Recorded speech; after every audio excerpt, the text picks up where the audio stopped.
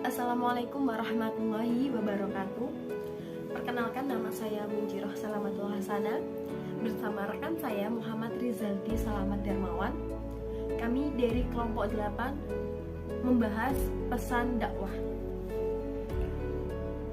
Pesan dakwah adalah segala sesuatu yang harus disampaikan oleh dai, pendakwah, komunikator, ataupun subjek kepada mitra dakwah, komunikan, ataupun objek dakwah, yaitu mencakup keseluruhan ajaran Islam yang ada dalam Al-Quran dan hadis maupun sunnah Rasul.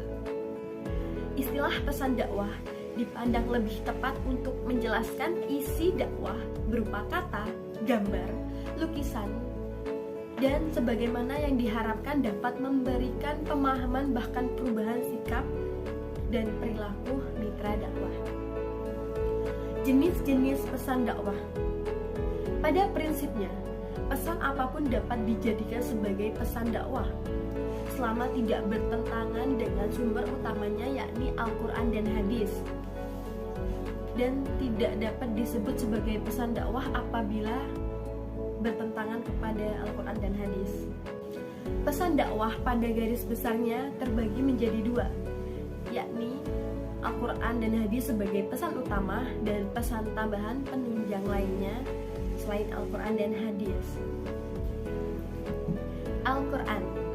Al-Quran adalah firman Allah Subhanahu wa Ta'ala yang diwahyukan kepada Nabi Muhammad SAW, merupakan kitab penyempurna. Pesan dakwah sumber utamanya adalah Al-Quran. Semua pokok ajaran Islam disebutkan secara global dalam Al-Quran, sedangkan detailnya dijelaskan dalam hadis. Hadis, segala sesuatu yang berkenaan dengan Nabi Muhammad SAW, meliputi ucapan, perkataan, perbuatan, ketetapan, sifat, bahkan ciri fisiknya dinamakan hadis. Pendakwah hanya perlu cara mendapatkan hadis yang sahih serta memahami kandungannya.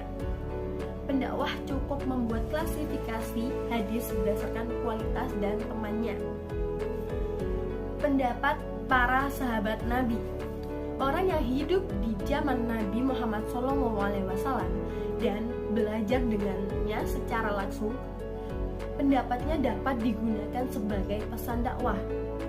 Pendapat sahabat Nabi Muhammad SAW memiliki nilai tinggi karena kedekatan mereka dengan Nabi Muhammad SAW dan proses belajarnya yang langsung dari beliau. Pendapat para ulama. Pendapat para ulama dapat dijadikan sebagai pesan dakwah selama ulama tersebut berpegang teguh kepada Al-Quran dan hadis. Pendapat para ulama dapat dibedakan menjadi dua macam, yakni al-muttafaq alaih atau pendapat yang telah disepakati, dan al-muktalafi atau pendapat yang masih diselisihkan. Terhadap ulama yang tampak berseberangan, kita dapat mencoba melakukan kompromi atau al-jam'u, atau memilih yang lebih kuat, al-tarji, atau memilih yang paling baik nilai manfaatnya atau maslahah. Assalamualaikum warahmatullahi wabarakatuh. Saya akan melanjutkan penjelasan dari teman saya yang bernama Munjiroh. Oke, untuk pesan dakwah yang selanjutnya adalah hasil penelitian ilmiah. Hasil penelitian juga dapat digunakan sebagai pesan dakwah karena banyak ayat Al-Quran yang bisa dipahami lebih luas dan mendalam. Bahkan di era modern ini, banyak masyarakat sekuler yang lebih mempercayai hasil penelitian ilmiah daripada kitab suci. Selanjutnya adalah kisah dan pengalaman teladan.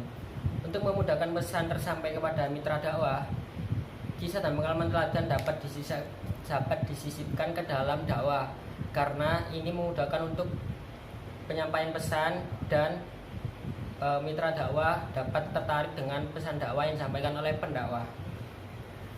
Selanjutnya adalah berita dan peristiwa. Pesan dakwah bisa berupa tentang berita dari suatu kejadian selama berita itu benar adanya dan membawa manfaat yang besar. Dakwah selanjutnya adalah karya sastra. Untuk menunjang agar isi pesan dakwah menarik dan lebih indah, pendakwa dapat menyisipkan karya sastra. Karya sastra dapat dijadikan sebagai pesan dakwah karena di dalam karya sastra memuat banyak keindahan dan pesan-pesan tentang dakwah.